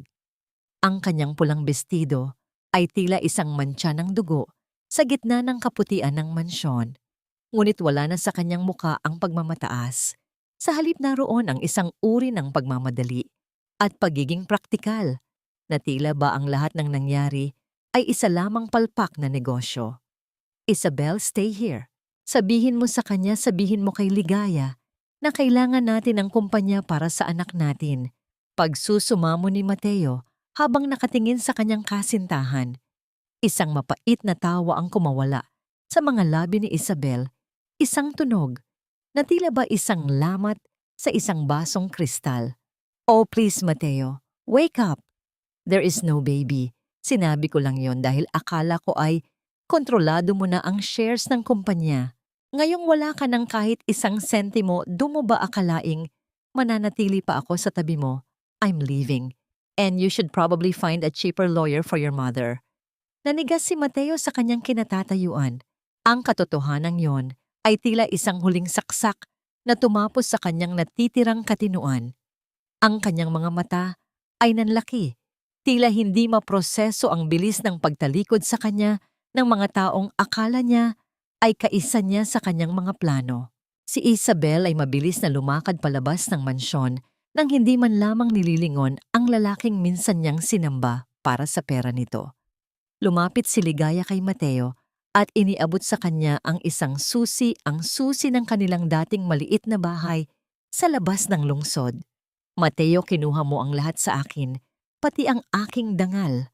Ngayon binabawi ko na ang mansyong ito, ang kumpanya at ang aking buhay. You have until tomorrow morning to pack your things. Huwag mong hintayin na ang mga security guard ko pa ang maglabas sa'yo. Dahan-dahang tumayo si Ligaya at lumakad patungo sa bintana. Tinitingnan ang papasikat na araw na tila ba naghuhudyat ng isang bagong yugto. Naramdaman niya ang presensya ni Gabriel sa kanyang likuran, ang tahimik na pagsuporta nito na tila ba isang matibay na haligi na handang sumalo sa kanya sa oras ng kanyang panghihina. Ang bawat paghinga ni Ligaya ay naging malalim at malaya, isang pakiramdam na 3 taon niyang ipinagkait sa kanyang sarili. Narinig ni Ligaya ang mabibigat na hakbang ni Mateo patungo sa pinto, ang tunog ng pagpihit ng trangka, na tila ba isang huling hininga ng kanilang nakaraan. Nang tuluyan ng sumara ang pinto, ang katahimikan sa loob ng mansyon ay naging payapa sa unang pagkakataon. Tumingin si Ligaya sa kanyang mga kamay na hindi na nanginginig at sa kanyang palad ay naroon pa rin ang panyo ni Gabriel. Ngunit sa gitna ng tagumpay na ito, isang tanong ang dahan-dahang umuusbong sa kanyang isipan habang nakatingin sa malawak na hardin. Sapat na nga ba ang bawiin ang lahat para maging buo muli ang kanyang puso o ang tunay na paglaya ay magsisimula lamang sa oras na matutunan niyang harapin ang katahimikang iniwan ng isang wasak na pangako. At si Gabriel, na nanatiling nasa kanyang tabi, ay bahagi ba ng kanyang katarungan o siya ang magiging simula ng isang pag-ibig na hindi na kailangan pang magtago sa likod ng mga lihim? Bumalik ang katahimikan sa buhay ni Ligaya sa paraang hindi niya inaasahan, isang katahimikang hindi nagmumula sa takot kundi sa kapayapaan ng kanyang sariling bayan. Nilisan niya ang maingay at mapanghusgang lungsod ng Maynila upang muling lasapin ang amoy ng basang lupa at ang sariwang simoy ng hangin sa probinsya. Ang mga luntiang palayan na sumasayaw sa saliw ng banayad na hangin ay tila mga kamay na kumakaway sa kanyang pagbabalik. Ang bawat paghinga niya rito ay malalim tila ba dahan-dahang itinatapon ng kanyang baga. Ang lahat ng usok at pait na naipon sa loob ng 3 taon niyang pananatili sa mansyon ng mga Mateo. Naglakad si Ligaya patungo sa maliit na sementeryo sa tuktok ng burol. Dala niya ang isang kumpol ng mga puting bulaklak at isang kandila. Nang makarating siya sa puntod ng kanyang ama, si Tatay Roman, dahan-dahan siyang lumuhod sa damuhan. Ang lamig ng marmol na lapida sa ilalim ng kanyang mga daliri ay naghatid ng isang pamilyar na pangungulila. Ngunit sa pagkakataong ito, wala nang kasamang pagsisisi. Tatay, laya na po ako. Nabawi ko na ang lahat ng pinaghirapan ninyo. Ang boses ni Ligaya ay mahina, tila isang bulong na dinala ng hangin patungo sa kailaliman ng lupa. Hindi ko hinayaang mamatay ang inyong dangal sa kamay ng mga taong walang utang na loob. Patawad kung naging mahina ako sa simula, pero pangako po gagamitin ko ang lahat ng ito para sa kabutihan. Doon sa harap ng himlayan ng kanyang ama, ibinuhos ni Ligaya ang mga huling bakas ng kanyang mga luha. Ngunit ang mga luhang ito ay hindi na kasing pait ng dati. Ang mga ito ay tila isang binyag na naglilinis sa kanyang kaluluwa. Sinimulan niyang ikwento sa hangin ang kanyang plano, ang pagtatayo ng isang foundation na tatawaging alingawngaw ng pag-asa, isang kanlungan para sa mga kababaihang nakaranas ng pang-aapi at banyaga sa sarili nilang mga tahanan. Gusto niyang ang bawat sentimo mula sa kanyang yaman ay magsilbing hagdan para sa iba pang nagnanais na makaahon sa putik ng karahasan at panlilinlang. Nabalik lamang ang diwa ni Ligaya nang marinig niya ang banayad na kaluskos ng mga tuyong dahon sa likuran niya. Hindi siya natakot. Ang bango ng pine tree at ulan na dala ng hangin ay sapat na upang malaman niya kung sino ang dumating. Lumingon siya at nakita si Gabriel na nakatayo sa ilalim ng isang malaking puno ng nara. Ang arkitekto ay nakasuot ng simpleng kamiseta, malayo sa marangyang tuxedo na suot nito nung huli silang magkita, ngunit ang ningning sa kanyang mga mata ay nanatiling kasing liwanag ng mga bituin. I figured you'd be here. I asked your lawyer for the address. Sabi ko kasi sa sarili ko, hindi sapat na natapos na ang laban sa Maynila. Ang boses ni Gabriel ay puno ng init tila isang kumot na bumabalot sa nanlalamig na damdamin ni Ligaya. Lumapit si Gabriel at tumayo sa tabi niya. Pinagmasdan nito ang puntod ni Tatay Roman nang may kasamang paggalang. Pagkatapos ay lumingon siya kay Ligaya at dahan-dahang hinawakan ang kanyang kamay. Ang pagkakalapat ng kanilang mga palad ay nagpadama ng isang banayad na kuryente sa buong pagkatao ni Ligaya, isang kilig na hindi nakabatay sa pagmamadali, kundi sa isang malalim na koneksyon ng dalawang pusong parehong may mga sugat. Ang ganda rito, Ligaya. Ngayon ko lang naintindihan kung bakit ganito kalawak ang puso mo. It's because you came from a place that knows no boundaries. Ngumiti si Ligaya, isang nangiting umabot hanggang sa kanyang mga mata sa unang pagkakataon. Dito ako nagsimulang mangarap, Gabriel. At dito ko rin gustong simulan ang pagbuo muli sa sarili ko. Hindi ko alam kung gaano katagal ang paghilom, pero alam ko na hindi ko na kailangang magmadali. Huwag kang mag-alala. Hindi rin ako nagmamadali.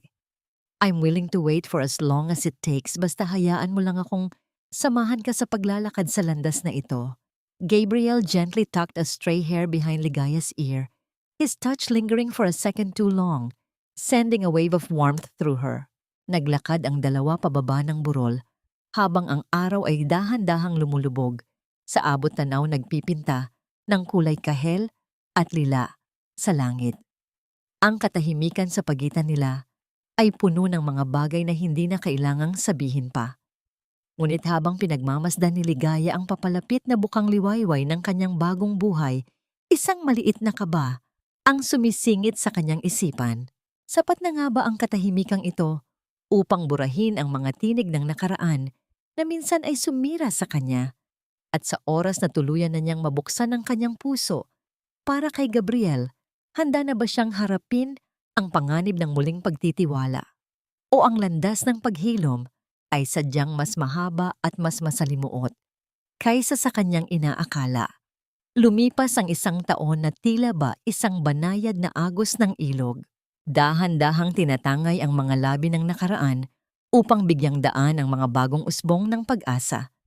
Sa loob ng opisina ng Mateo Santillan Construction, ang sikat ng araw ay malayang tumatagos sa malalaking bintana, nagbibigay ng init sa mga blueprint at dokumentong nakalatag sa ibabaw ng mesa. Hindi na ito ang opisina ng kasakiman. Ito na ang sentro ng pangarap ni Ligaya na makapagpatayo ng mga tahanang hindi lamang yari sa semento, kundi puno ng integridad at paggalang. Suot ang isang payak ngunit eleganteng puting blusa si Ligaya ay nakatitig sa huling ulat ng kanyang foundation. Ang bawat pangalang nakasulat doon, mga kababaihang muling nakatayo mula sa pagkakalugmok, ay tila mga medalya ng kanyang tagumpay. Wala na sa kanyang mga mata ang bakas ng pagiging martir. Ang kanyang tindig ay matatag at ang bawat salitang lumalabas sa kanyang bibig ay may timbang ng isang babaeng alam ang kanyang tunay na halaga. Sa labas sa gitna ng abalang kalsada ng lungsod, isang lalaki ang dahan-dahang naglalakad sa gilid ng kalsada. Si Mateo na nakasuot ng kupas at lumang polo ay tumigil sa harap ng isang malaking billboard. Doon ay nakita niya ang mukha ni Ligaya, nagniningning at puno ng kapayapaan bilang mukha ng kumpanyang minsan niyang sinubukang nakawin. Ang bawat segundo ng pagtitig niya sa larawang iyon ay tila isang matalim na paalala ng lahat ng kanyang sinayang. Naninirahan na lamang siya ngayon sa isang maliit na paupahang silid, nagtitiyaga sa mga mumurahing pagkain at gabi-gabing binabagabag ng boses ni Doña Carmen na patuloy na naghihirap sa loob ng kulungan. Walang Isabel na dumamay sa kanya at walang yaman na nagbigay sa kanya ng tunay na kaligayahan. Ang kanyang pagsisisi ay tila isang tanikalang habambuhay na hihila sa kanya pababa sa putik ng kanyang mga maling desisyon. Nabalik lamang ang diwa ni Ligaya nang marinig niya ang dahan-dahang pagpihit ng trangka ng pinto. Pumasok si Gabriel. Gabriel dala ang isang baso ng sariwang juice at ang kanyang pamilyar ng ngiti na tila ba palaging nagsasabing ligtas na ang lahat.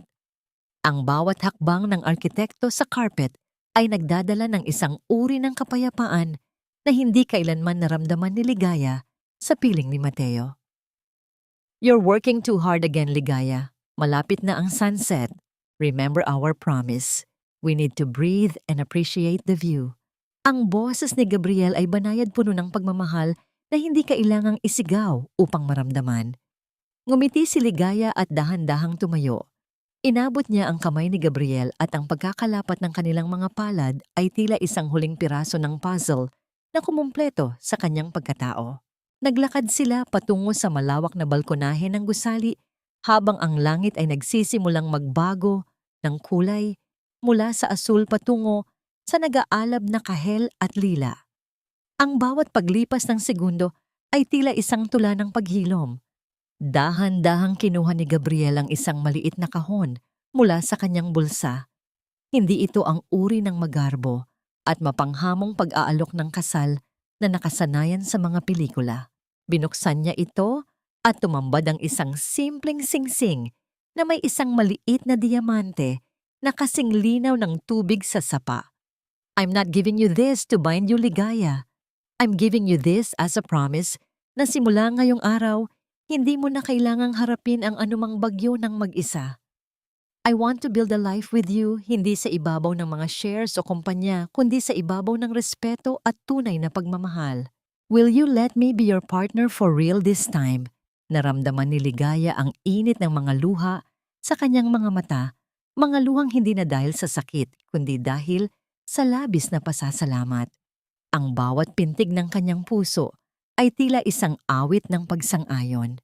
Dahan-dahang ipinasok ni Gabriel ang singsing sa kanyang daliri at ang lamig ng metal ay nagdala ng isang uri ng katiyakan na matagal na niyang hinhintay. Tumingin sila sa isa't isa at sa gitna ng katahimikan ng takip silim, ang bawat hininga nila ay tila nagtatagpo sa isang pangako ng bukas. Ngunit habang pinagmamasdan ni Ligaya ang dahan-dahang paglubog ng araw, isang huling katanungan ang pilit na sumisingit sa kanyang isipan.